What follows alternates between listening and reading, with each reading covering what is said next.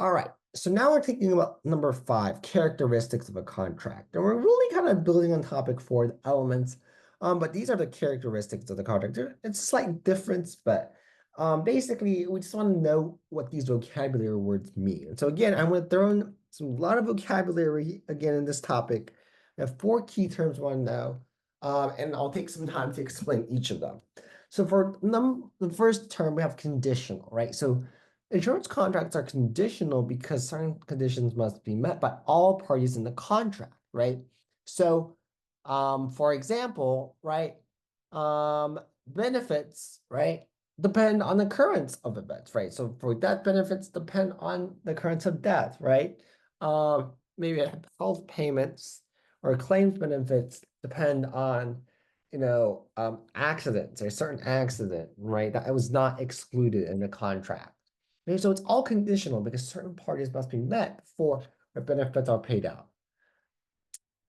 It's all unilateral, right? So we can see that only the insurer is legally bound to do anything, right? So the client, right, they can decide, you know what? I'm not paying premiums anymore. I just can't or I don't want to anymore, right? And for sure, because of that, the policy might be adjusted a little bit, like the death benefits and etc. might be adjusted a little bit, but still, right, they can do that.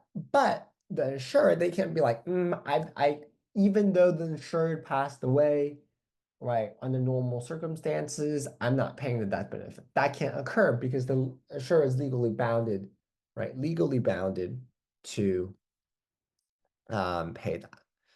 Also adhesion, right? So adhesion is where there's only one author, that's the insurance company, right? So the client, right, or us, the agents, right, we can't decide how, for certain, right, if the policy is going to be approved or not, right? And so that is all on the insurance company, right? That the insurance company is the author, right? They're responsible for writing the provisions, right? Right. We, the agents and the clients, don't have any say in, creating novel contracts. And last term, aleatory, and this is the one that's, I think, a little bit the trickiest, is that there's an unequal exchange. Aleatory basically means an unequal exchange. So I want you guys to think about, right, why might an insurance exchange be unequal? Why? Right? Why?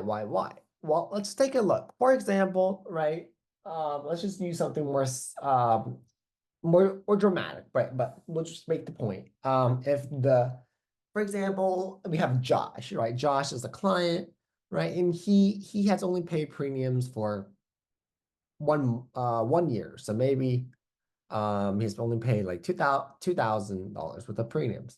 However, right, he suddenly passes away, right? On a policy that's $1 million face value. So although he has only paid $2,000 in premium, right, his unexpected death, right, would would provide, right, his family, right, or his um, beneficiaries with essentially $1 million, although he has only paid 2,000. You can see how that's unequal, right? How that's unequal. Okay. We can also kind of see this sometimes with, car insurance, right? Maybe we can see we've paid premiums, right, to keep our car insurance, but nothing really has happened, but we're just required to obtain a car insurance, right? So we have paid a lot, but we have had no repairs made, right? Because we never got into the accident, right? So, there's an unequal exchange, right? So insurance exchanges are always unequal, right? Sometimes you've paid really little premiums, but you might get a lot in return, but maybe sometimes you pay a lot of premiums, right? You really haven't gotten really anything in return, but maybe you've gotten safety, right, with car insurance. But we just want to memorize what these characteristics are, right? Conditional, unilateral, adhesion, and aleatory. All right, so now let's take a moment to go over some of these questions here. And that will be really helpful kind of memorizing some of these terms and kind of reviewing these as well.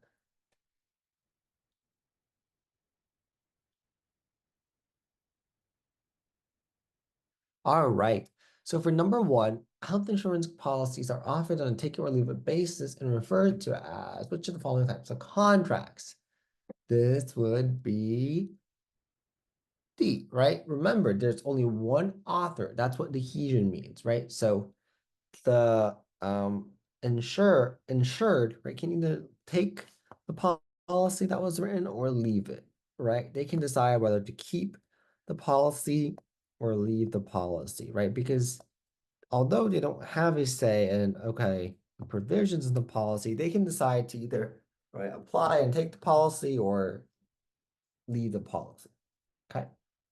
And then for number two, an insurance contract is aleatory because it's dependent on specific triggering events, right? So in order for an application or for a insurer to pay out benefits, right, there must be specific triggering events, right? And I gave the example of like Josh, right? Maybe he's only paid 1 year premiums, but because of that sudden death, right now he will have $1 million and that benefit paid out to his beneficiaries, right? His designated beneficiary.